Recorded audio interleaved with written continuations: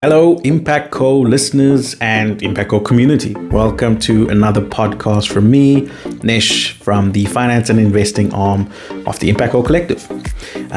We're 2 episodes in. This is the third. Thank you all for the support on the first 2 episodes, regardless of where you're watching or listening to it. We have a YouTube video, we have the podcast on Spotify and Apple Music and the other podcast platforms. We also have a bunch of TikToks and Reels and things coming out on different platforms. So there's a host of content from my section coming out from different places. I hope you enjoy it however you're consuming them. Before we jump into this episode, just the normal disclaimers. This podcast is for information and educational purposes.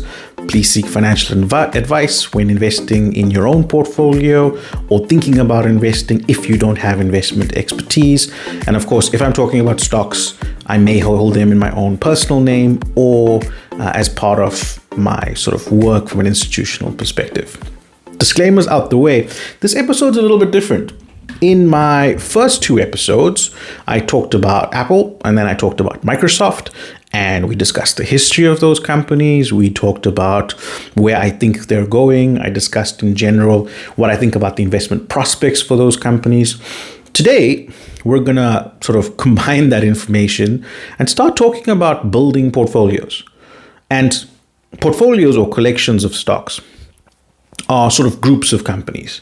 And I know we've only just passed the test for making a collection by doing 2 companies, but we can already start to understand some of the aspects of portfolio construction, some of the aspects of what I do for a living, and how that sort of comes together in creating portfolios for yourself, or if you've hired an investment manager via your retirement annuity, or if you have a financial advisor, what they might be doing on your behalf. So today, I'm going to talk about how we might combine Microsoft and Apple together to create a portfolio. I want to talk about what I do as a portfolio manager, who my clients might be. I want to talk about aspects like diversification. And I also want to talk about how we start linking these financial concepts together to start thinking about the building blocks in investments. I think of equities as one silo or one asset class in investing. We're going to start thinking about outside just investing in stocks, which are equities, what other asset classes are there, and why an investor might consider thinking of investing between them, how we combine them together. So in the first couple of episodes, it might have seemed a little bit random. Why on earth are we talking about Apple and Microsoft?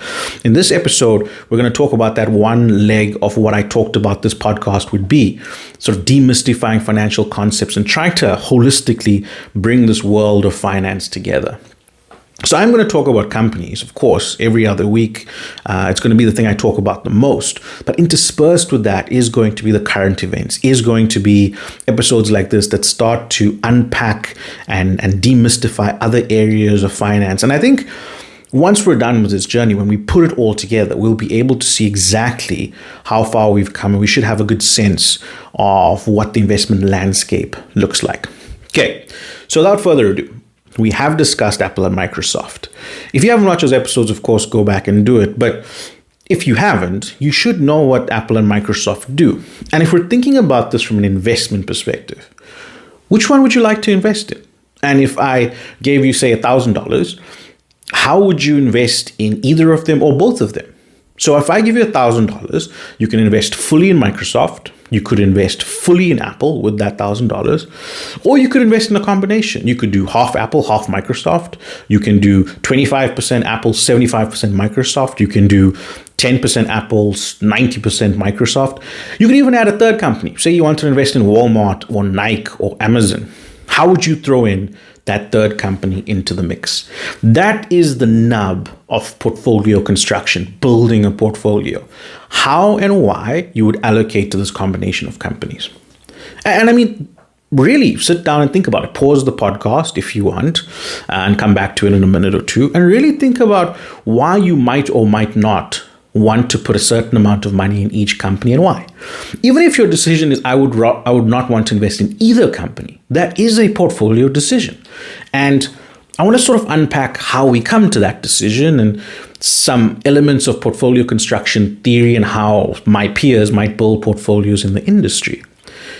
But I'm curious to know what that answer is for you. If you're on YouTube, you can actually comment on it. If you're listening on Spotify, you can't exactly, but maybe pop over to the YouTube channel and leave a little comment, or you can leave a comment on Instagram. You can DM me directly on Instagram if you want. I'd love to hear what your combination would be of Apple, Microsoft, or some other portfolio that you might come up with. As we go further and further and do more and more companies, you'll be able to build bigger and bigger portfolios if you haven't already. So it would be interesting to hear your thoughts on that. From my perspective, if you listen to the two podcasts, you would have taken away the fact that I was a lot more positive on Microsoft than I was with Apple.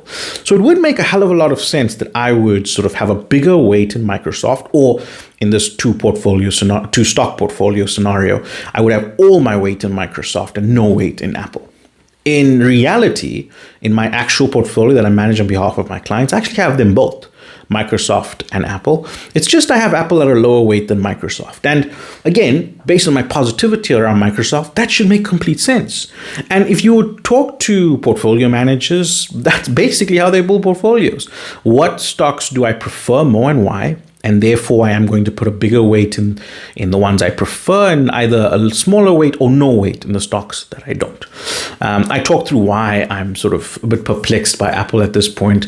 There's too much reliance on the iPhone. Some of the other product categories like the iPad and the iMacs aren't pulling enough weight. Even something like the wearables relies a lot on the iPhone ecosystem. People are delaying their purchases of iPhones now more than ever.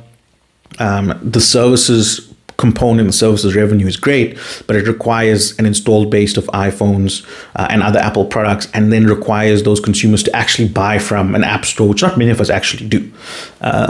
On the other hand, when I was talking about Microsoft a few weeks ago now, if you're listening to it a few weeks ago, I talked about how much diversification that group had gotten, how some of its legacy business was actually growing in stature now, thanks to subscription as a service. I talked about the cloud. I talked about enterprise. I talked about completely different avenues of growth like gaming and social media via LinkedIn, and how Bing, which we've never really used, we've always used Google as a society, could now start getting traction because of OpenAI and ChatGPT, which could be integrated into Microsoft. So from a number of perspectives, I just thought that Microsoft had a lot more levers to pull when it came to us from a stock perspective, from an opportunity perspective. And that's why I would choose to upweight Microsoft over Apple. Now, crucially, your decision may be different from mine, and there is no way of telling at this stage who is right and who is wrong. I mean, think about it. We're talking about the future here, right? Apple could come out, and they are working on a VR headset right now that could dominate the world. If you believe that Apple will continue to be a very strong company and grow from strength to strength, and you put more of your weight in Apple than Microsoft, and Microsoft have a couple of missteps, have some regulatory issues, Apple could outperform Microsoft quite comfortably. It could very easily happen. It is a high quality business. So this idea of portfolio construction comes with a lot of nuance. It comes with a lot of opinion. It is an art, as I would like to think about it. And I'll unpack that a little bit just now. There is one thing, though, that I didn't discuss. And in fact, I won't discuss when I'm talking about these companies. And that is something called valuation. In the first two episodes, I talked about the history of these companies, where I think they're going, what their positives and what their negatives are. The market around me, and that's comprised of my peers, other investors, are buying and selling stock in Apple and Microsoft every single day. And their purchase of Microsoft or their purchase of Apple is going to influence the share price of that company. I don't want to get into deep market dynamics. Suffice to say, for this conversation, you can think of it like buying and selling houses. If I go into a certain street where a house is for sale and my offer price is, I don't know, pick a number, 5 million rand. If another bidder comes up and bids 5.5 million rand for that house and then buys that house is almost repriced at 5.5 million rand. And that's effectively how the world of investing works. A stock's price can change on that kind of buying and selling decision. If if two market participants are both bidding on the shares of Apple, the share price of Apple will go up, very much like house prices can go up as bidders start to buy and sell that stock. If the market in aggregate is negative on a stock, there will be more sellers than buyers, and that's how a stock price starts to fall over time. That stock price and the value that you put on a company is crucially important. So for example, if you're very positive around Apple, and let's assume the Apple share price is at $100. If you value Apple using valuation techniques, your valuation may come out to $150, and inside that valuation is all your positivity around Apple as a company. You would go and buy Apple for $100, just like the person who bought the house for $5.5 million, 5.5 million rand in this case, outbid me. The value that you ascribe to something is crucial because it will determine whether you want to buy or sell that thing. I thought of an example. I'm a big TV person. I love a good TV. So I looked up the price of an 85-inch Neo QLED Samsung TV. And in South African rands, that TV costs 100,000 rand, literally 99,999 rand. In dollar terms, as at writing, that's about $5,000. Okay. If I came to you and said I would sell you that TV for $10, would you buy it? So of half a rand, basically. Would you buy it? And the answer should obviously be yes. I would obviously buy a TV for that price. Not half a rand. I said half a rand just now. $10 is the equivalent of, say, 200 rand in South Africa. Would you spend 200 rand on a TV that costs 10,000, 100,000 rand or $5,000? Of course you would. The TV's value is 100,000 rand or $5,000. If the price in the market is something extremely small and ludicrous, like $10 or 200 rand, clearly there's a lot of value in buying that stock. If I told you I was selling you that TV for $1 million, clearly it's vastly overvalued because the TV is only worth $100,000. 100,000 rand. You can see how my mind's getting muddled with rands and dollars. But the point is that there is a value for something, and if we sell something at a value higher than what it's priced for, it doesn't look attractive. It's as simple as that. So in this case, Samsung put out a price for a TV. We can very clearly understand what the price of this TV is. So it would be irrational for someone to be selling a $5,000 TV for $10. It would also be irrational for someone to sell a $5,000 TV for $100,000. When it comes to stocks, it's a little bit more nuanced, a little bit more complicated than that. There is no Samsung putting out the price of a TV. All of us are doing our valuations on company to determine what the fair value is for Microsoft and Apple. When we come together as a market and then buy and sell prices and it gets set, that is not the obvious price for a stock. So you could come in and buy Apple because you think there's significantly more value inside Apple, and that's completely fine. Now, crucially, valuation concepts are complicated. They involve elements of accounting, economics. I mean, people study 4-year degrees at university just to understand how to value companies. I can't go through that nuance in a podcast like this, which is why at a high level, I try and describe what a company does and what its merits and cons are. That is crucial from a valuation perspective. But taking that and putting it into a valuation model takes another level of skill, which I've spent many years developing. And quite frankly, you can too. If you're interested in the skill of valuation, I would recommend looking up on YouTube the videos of Aswath Damodaran. He's someone that I followed for a long time and learned valuation concepts after university. He presents lectures on valuation in a very manageable way, I think. And with a little bit of upskilling, you can also do valuations. So I think it is important to understand the context of valuation while we're talking about these companies, especially when we start building portfolios. Now, to me, like I said, Apple seems overvalued by the market based on my own valuation on Apple. Microsoft seems fairly valued with a lot of upside attached to it. So I'm sort of positive on Microsoft and I have a bigger weight in Microsoft.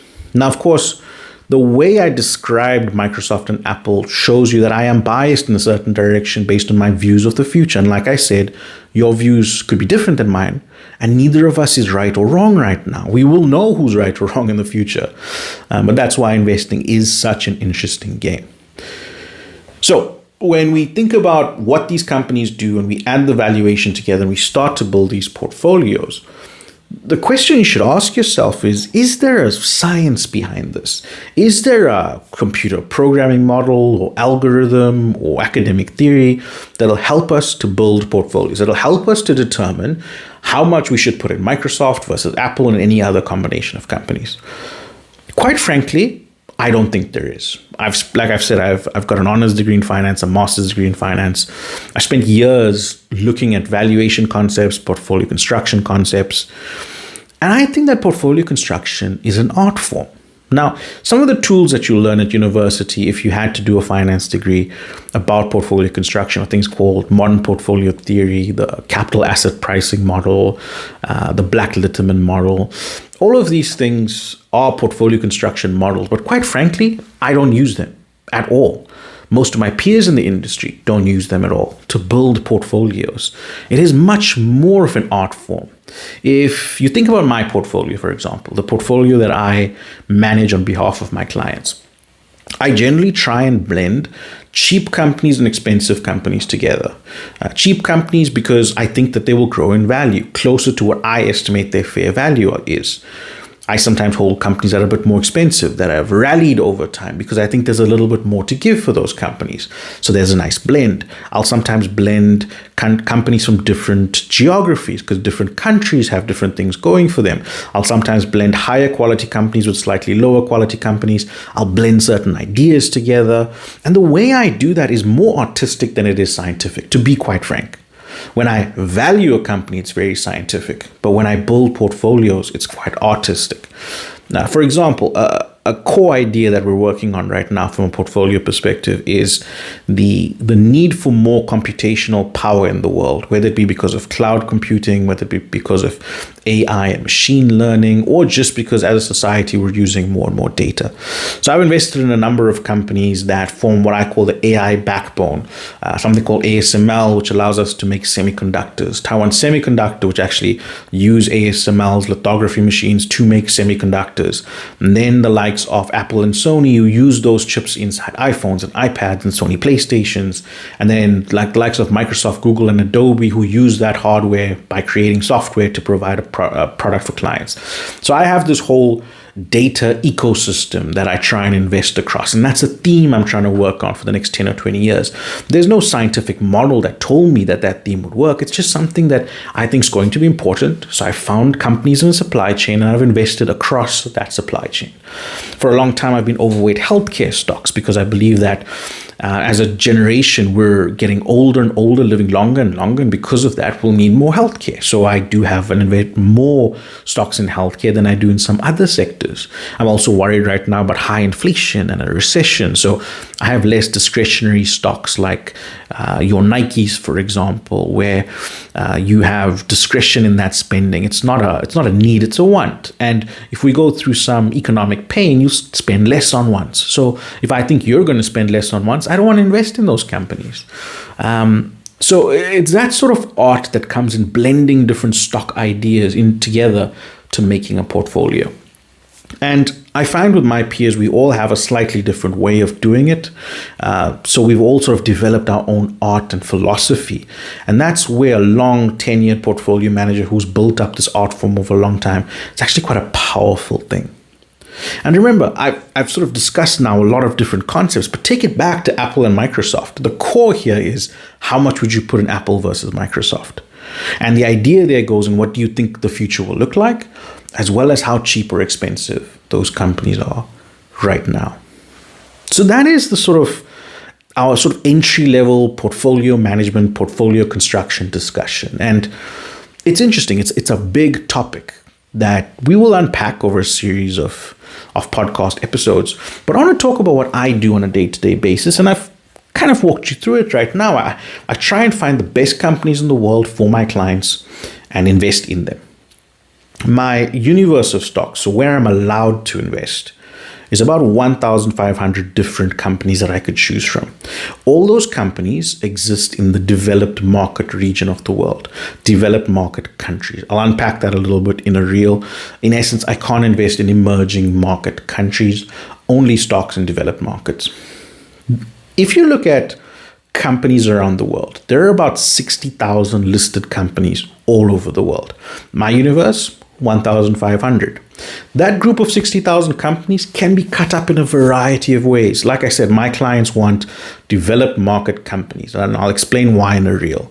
Some other investors might want a country-specific bias. Maybe they want specific stocks in America, and that's the investment universe. Some might want stocks in Brazil or Australia or China. That is the investor's call. They might want exposure to that area, and a portfolio manager investing on that client's behalf will invest in that area. That's their universe. It might not be country, it might be market cap based. Hopefully you watched that reel that I put out. Maybe certain clients want larger cap companies versus smaller cap companies. So their investment manager will go in that direction. I've already mentioned emerging market versus developed market. What about type of company? I've seen certain portfolios that only invest in healthcare stocks, for example, or only invest in technology stocks, for example. The need of the investor will determine what the portfolio manager is allowed to do. And like I said, my own gambit, find the best companies in the world across the developed market. And in that space, I have 1,500 companies to look at. And I find my job quite interesting, to be quite frank. I sort of get to go into an office. I work from home a lot now, but I get to go into my office and think about big picture concepts. Do I like Apple or Microsoft? What do I think about Adobe? Is Samsung a great company? Why will Amazon dominate Walmart or vice versa? Is Tesla going to dominate the car industry? I think the type of person who would do well in this type of career is someone who just likes to know everything, is a knower of things. And I'm that kind of person. I'm highly inquisitive, very, very curious. And I'm looking across different ideas and different companies across the world. I love that. If I had to walk in every day and, I don't know, fix people's fillings as a dentist, I don't think that would work for me. But trying to understand the big picture of the world does. So that's sort of my day to day. Now, the question remains, why would a client, why would an investor invest in me, and why would they want an investment in developed market companies? Now, like I said, there's 1,500 developed market companies. 2 of them are Apple and Microsoft. To give you an example of what their return has been over the last 10 years alone, Apple has returned 1,171%. That's about 29% per year for the last 10 years. Microsoft has gone up 1,065%. So that's about 28% per year for the last 10 years. That is a very large investment return. To put that in context, if you put your money into a bank in the United States, for example, you're probably going to get 2 or 3% return per year. If you did that in South Africa, where interest rates are a little bit higher, you might get something like 5, 6, or 7% per year. I'm saying that investment in a very high quality company has been 29 or almost 30% per year for the last 10 years. That's 10x effectively what you could get in the United States. So you can see how investing in companies can be extremely lucrative. So they want to invest to get a return, a big return. Why would they want that return? Well, the idea of saving is all about delayed purchasing. That's all that saving is, quite frankly. So my investors are typically delaying their purchasing for some specific reason. And it can be as simple as, I want to buy a car in 5 to 10 years. So I'm going to invest in Nish's portfolio, and hopefully his combination of assets do really, really well and get me what I need to buy a car in 10 years. At the same time, it might be a wedding, your child might be going to university, you might be going to university. But I have to say that the majority of my investors are saving for one crucial thing, and that is retirement. For those of us who can't be like the billionaires in the world who have enough money to last them the rest of their lives, we tend to have a very specific life path. It is to finish university or finish school, start to work until retirement, and then hopefully have saved enough money in our working years to give us enough money to live in retirement without having to work. It's as simple as that. And it is the ultimate delayed purchase.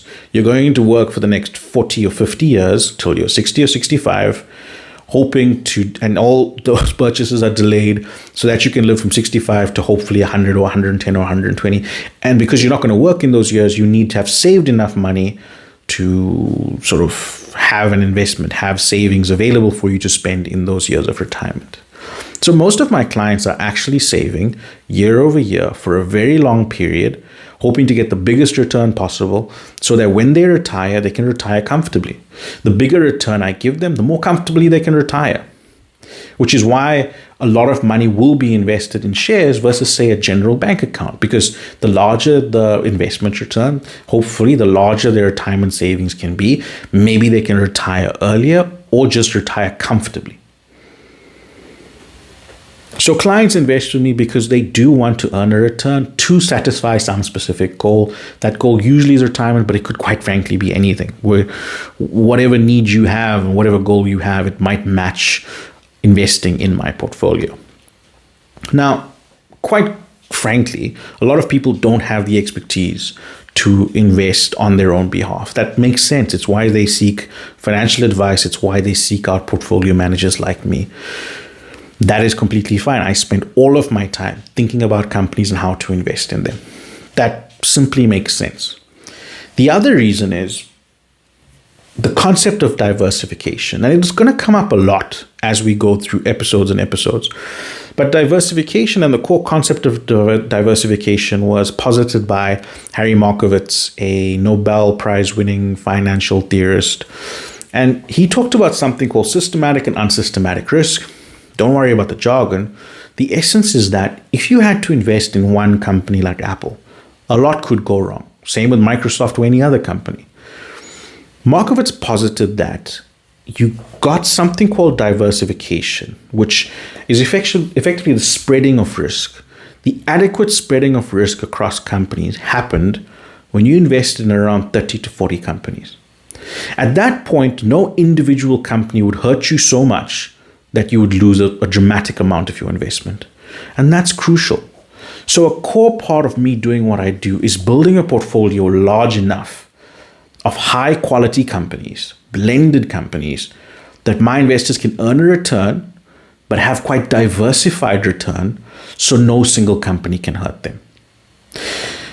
It's another reason why clients invest in us, apart from not having the expertise. Maybe someone could pick one company to invest in. That's not too difficult, I guess. But there's too much risk in it. To manage a portfolio of 30, 40 stocks or more, that's a lot more complicated. And most people don't want to do that apart from their normal day job, which is why I do it. My current global portfolio has about 100 companies in it. So you can see how much diversification I have across a number of different ideas. So we're at a point where we know two companies in this podcast, Apple and Microsoft. Clearly not enough for true and proper diversification, but we're on the road to get there. The goal is to build up enough knowledge that we can understand enough companies, that we can understand how to put these things together into portfolios. And like I said, I have 1,500 companies that I can invest in for my clients. So I really need to understand a bunch of them to shortlist the 100 that I invest in my portfolio. Okay, so we've discussed how we would build our own portfolio of Apple and Microsoft, some of the art of portfolio construction. We've discussed what I do, why I do it, why my investors invest in me, and so on. I now want to sort of get to the last bit of this podcast with something called an asset class. Some people refer to it as a building block or a silo. We've talked significantly and specifically about companies and investing in companies. Sure, it's just two companies right now, but like I say, there are 60,000 companies out there. Asset classes are investments that share a similar risk and return profile. So like I said, Apple's up 29% per year over the last 10 years. Microsoft's up 28% over the last 10 years. And I contrasted that to investing in a bank account or a fixed deposit, which gives you a much lower return every single year, but also comes with much lower risk. Apple and Microsoft, because they are companies that operate in the world, their values tend to go up and down. Both companies have had 50% losses in some years and 30% losses in some years, on that road to being up 1,000%. Return, which is that 1,000% return, is crucial, but risk is also important. In my world, risk is not just how much you could lose, it's actually how much something can go up and down. So the fact that both of those companies went up about 28 to 29% per year was great. But risk implies that they can also go down quite dramatically in the region of 28, 29% and more too. That is why picking specific good companies makes so much sense. Sure, those two companies went up 30% for the last 10 years. There are other companies that went down by the same amount, and some of them don't exist. So investing in stocks seems like a great idea. It seems like a great idea to generate investment return, but you have to pick them very carefully. On the other side, investing in a bank account, fixed deposit, savings account, that's sort of a no-brainer. Sure, you get a really small return, but there's absolutely zero risk or very, very minimal risk. Because say you do a fixed deposit where a bank keeps your money for 12 months, at the end of that 12 months, the bank tells you that you're going to get your initial investment plus say 2 or 3 percentage points. There is no risk there. The bank doesn't say to you, you could lose 2 or 3 percentage points. You basically have a guaranteed return of 2 or 3 percentage points. The only thing that can take that away is if the bank failed to exist, and that's a very, very, very low probability event. So your return seems to be capped and seems to be very small, but so too is your risk. And that's why they're very, very different. Cash and investing in cash-like assets, which is typically investing in banks, that is an asset class. Very much like investing in equities or companies is its own asset class. And they differentiate themselves by cash being very low return, very low risk, and equities being very high return, very high risk. There are a bunch of asset classes in between that. And I just want to add one more for now, just to create a bit of a spectrum here. We're gonna sort of add it iteratively with this thing. And the one I want to add is property. A lot of people talk about investing in property, buying an apartment or buying a house and renting it out, or buying a house, making it look a little bit better and then selling it to someone, the next person, for a little bit more money. Property is an asset class. It's an asset class that typically sits somewhere in between equity or investing in companies and cash in terms of risk and return. Its returns not as high as equities. It's not as low as cash. Its risk is not as high as equities, not as low as cash. Why? Because typically when you buy a property, you're buying a physical piece of property, a tangible property that you can see, touch, and feel. And that reduces some of the risk associated with property.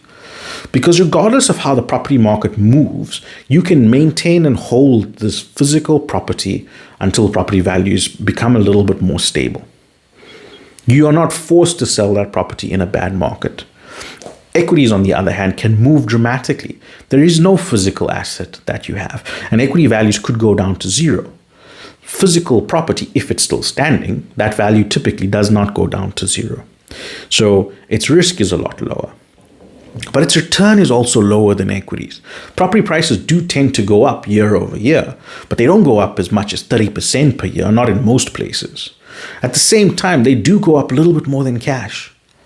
Because the risk and return of property looks different to cash and different to equities, it gets its own silo. And property, therefore, is its own asset class. Why that's important is, if we go back to delayed purchases of my clients, let's assume a client of mine wants to buy a car in 10 years. Let's say they have 50,000 Rand now, and a car will cost them 100,000 Rand. So they need to grow their investment from 50,000 to 100,000. They need to double their money over the next 10 years. Clearly, if you're getting 2 or 3% in cash, you're not going to double your money over the next 10 years. That starts to create an investment goal. Okay. They could invest in property, although 50,000 Rand is not going to really get you a property, but let's assume it does. That property needs to grow by 50,000 Rand or double over the next 5 years. It could happen if you invest in a good property in a good area. So already from a return perspective, the client seems to be moving away from cash into property as a chosen asset class. If he or she really needs that money to grow quickly, then an investment in equities makes the most sense. That 50,000 Rand has the best chance of growing to 100,000 Rand, which will give them the opportunity to buy the car. But it will come with risk, right? That 50,000 Rand could go down to 30,000 Rand and then grow up to 60,000 Rand and then back up and back down. And maybe we reach the 100,000 Rand goal, maybe we don't. Why the asset classes make sense is because we can start to invest in a combination of asset classes. Let's go back to retirement. Let's assume you just started working. You have 40 years in the market, really long time. Investors in that world typically invest a lot in equities, a little bit in property, and much less in cash. Why? They have a very long time horizon to invest in. So they can give themselves the opportunity to play around with the risk and return of equity markets, knowing that in the long run, equity markets tend to go up. Because they have such a long time horizon, they can stick out those ebbs and flows. Let's assume you're 1 year from retirement. You've had retirement savings for the last 40 years. You're going to retire next year. Can you afford to have all your money in equities? Probably not. This is your entire life savings. Typically, investors in that environment will move towards something safer, like cash. So, depending on your risk and return goal, you'll move between the asset classes. If an investor decided that they want to invest in equities, that's when inside equities, they now get to choose. Do you want US equities or European equities? Do you want large cap equities, small cap equities? Do you want emerging market equities? So we start with, what is your goal from a return perspective? How much risk can you take on? Therefore, which asset classes can you invest in? And a sort of investment firm will decide which asset classes you can invest in. And the equity money that gets invested on your behalf will come to someone like me, who will invest it in a portfolio of 100 companies at this stage. But in terms of our podcast, we'll then choose to invest in either Microsoft or Apple or some combination of the two. Hopefully, this has started to sort of give you a sense of what the financial landscape looks like. It gives you a sense of why we discussed Microsoft and Apple, what the context is around equities, what a portfolio manager like me is. And then it's starting to bubble up and give you a sense of, who is my client? What is a saver? Why are they saving? What's risk and return? What are the other asset classes apart from equity, and why are they important? When you start to piece all of these things together, you start to understand the wider investment world. And like I said in episode 1 of this podcast, it does affect every single one of us. I don't care if you're an engineer or a dentist or a lawyer. This affects you because all of us are saving towards retirement. And all of us, therefore, have money invested probably in equities and cash and property. And we need to understand how these things all fit together, because we need to understand how it's going to affect us later down the line. If your investment manager is investing in Microsoft versus Apple, you now have a little bit more understanding to be able to sort of have an opinion on that. And I think in this world that we're in now, where as millennials and Generation X and Y and Z and whatever letter we're on now, we do care and have a vested interest in things done on our behalf. And I hope I'm giving you some sort of context and some sort of ability to have a better understanding of these things that have been so opaque in the past. I will unpack these more and more. We'll talk about these more and more. But hopefully after this first 3 episodes, you get a sense of what I'm trying to achieve. As always, if you've made it to this part of the podcast, I genuinely appreciate you getting here. I appreciate your time. This is the end of the podcast. And if you're listening on Spotify or the other podcast platforms, please rate and review us. If you're watching this on YouTube, comment, thumbs up, subscribe, all of those good things. Hopefully this starts a conversation. Like I said, DM me, comment on this video. Happy to unpack this a little bit more, and I hope you join me in future episodes where we're going to talk about companies, unpack financial concepts, and demystify a little bit. All we want to do with you is educate and inspire. Thank you for joining us for another podcast. All the best. Stay safe. See you soon.